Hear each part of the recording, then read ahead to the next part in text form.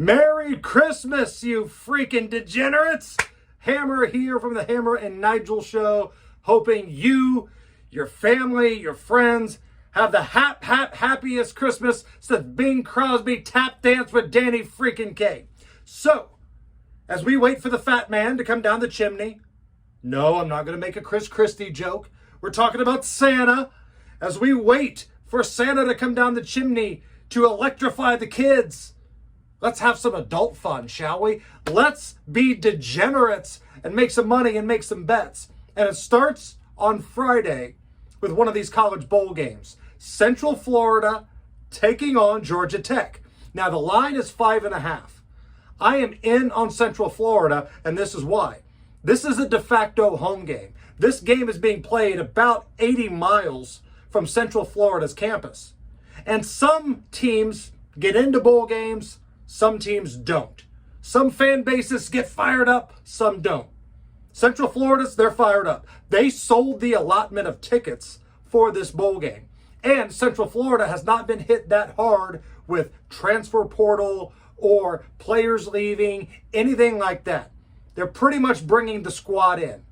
Georgia Tech, on the other hand, you've got some transfer portal issues. And although they can run the ball, I just don't love Georgia Tech in this spot. Playing a true road game in a bowl game against a motivated Central Florida squad. I will lay the 5.5, give me Central Florida. My best bet, also a bowl game. I'm going to take San Jose laying 10. If I'm going to play it, I'm going to lay it. I'm going to take San Jose laying 10 against Coastal Carolina. San Jose's good. San Jose can score. But everybody is leaving Coastal Carolina. They've been hit incredibly hard by the transfer portal and players leaving and going elsewhere. It's a shell of who they were during the regular season.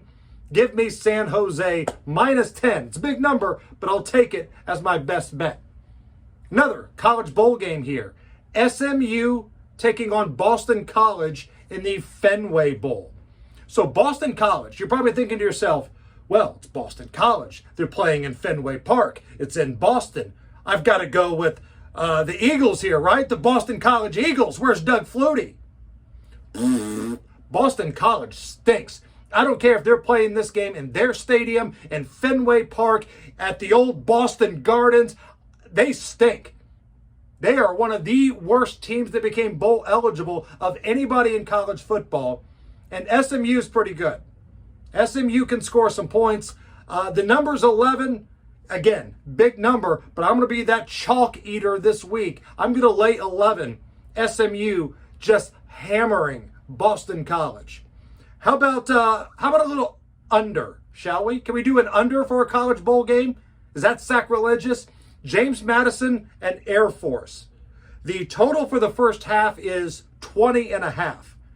We're going to take that down. That is too damn high, just like the rent. We're taking it down low because, one, you know what Air Force is going to do. They're going to run that option, they're going to run the football, and they're going to burn that clock. Meanwhile, you look at James Madison, their coach is gone. He went to Indiana.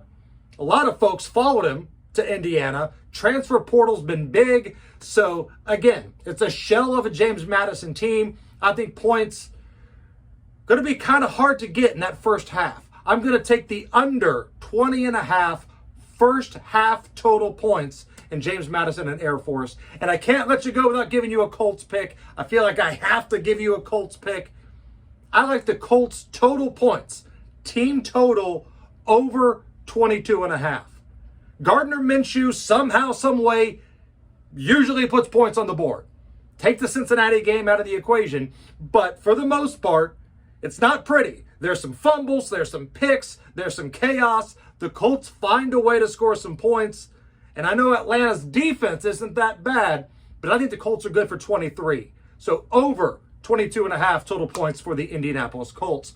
Merry freaking Christmas, everybody. I'll talk to you soon. And as always, may the odds be ever in your favor.